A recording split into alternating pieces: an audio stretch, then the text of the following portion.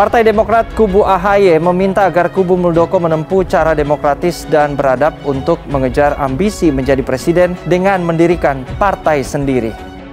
Ini Muldoko tidak pernah berubah dan tidak akan pernah berubah. Kita perlu kritis melihatnya. Tuduhan itu tergantung bagaimana konteksnya dan siapa yang berbicara. Kepada KSP Muldoko, jika benar mengaku jenderal, dirikanlah partai sendiri. Jangan mengganggu partai orang lain. Kenapa itu terjadi? Nah, saya selidiki. Itu yang melakukan kudeta pertama itu adalah Pak SBY. Ada sebuah situasi khusus dalam perpolitikan nasional, yaitu telah terjadi pertarungan ideologis yang kuat menjelang 2024. Pertarungan ini terstruktur dan gampang dikenali. Ini menjadi ancaman bagi cita-cita menuju Indonesia Emas pada 2045. Ada kecenderungan tarikan ideologis juga terlihat di tubuh Demokrat. Jadi, ini bukan sekedar menyelamatkan Demokrat, tetapi juga menyelamatkan bangsa dan negara. Ini saya mempersilahkan kepada seluruh masyarakat Indonesia untuk menilai sendiri sikap dan perilaku tersebut. Lebay, gitu kan? Menuduh Pak Muldoko mengkudeta anaknya.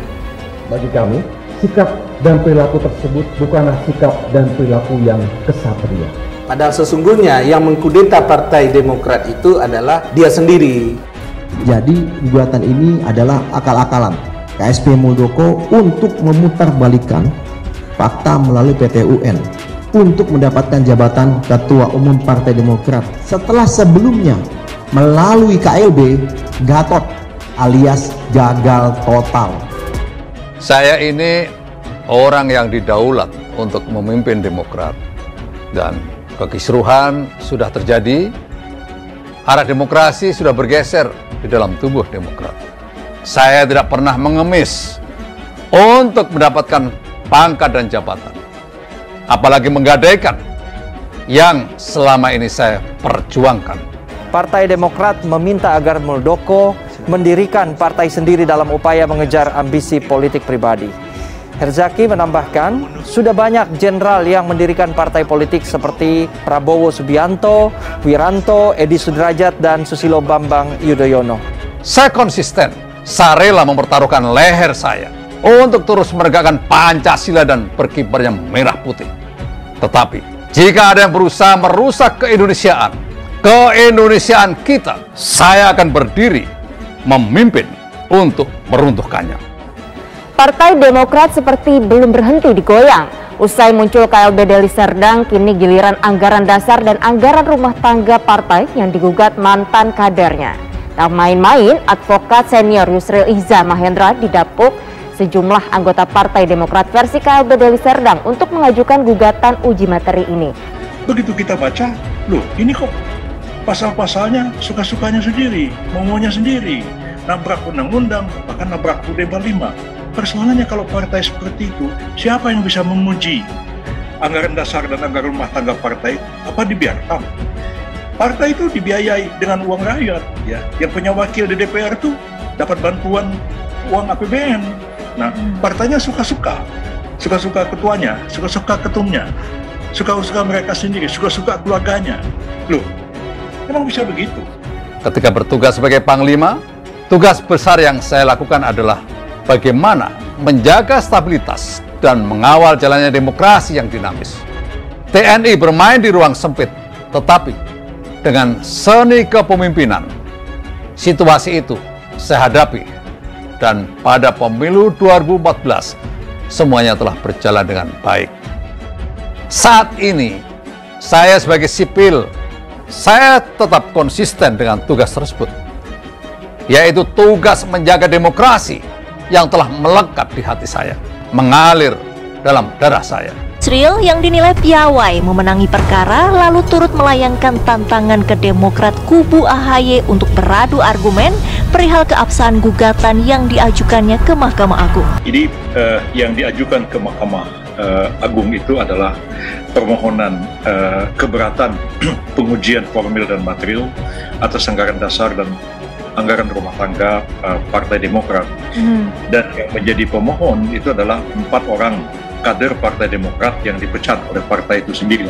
Jadi dugaan saya yang mula-mula didekati itu Nurwantio menolak, mereka mencari figur lain, dapat Pak Muldoko.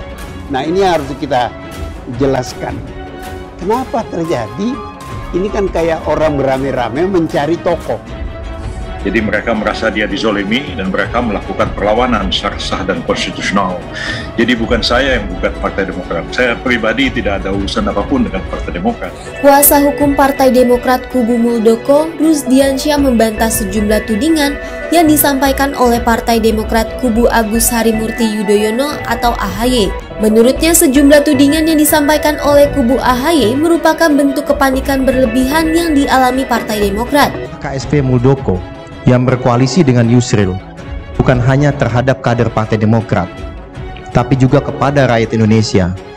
Akhir-akhir ini sudah sangat keterlaluan, melakukan siasat demi siasat jahat, hanya karena jenderal lalu merasa untuk melakukan pembodohan publik.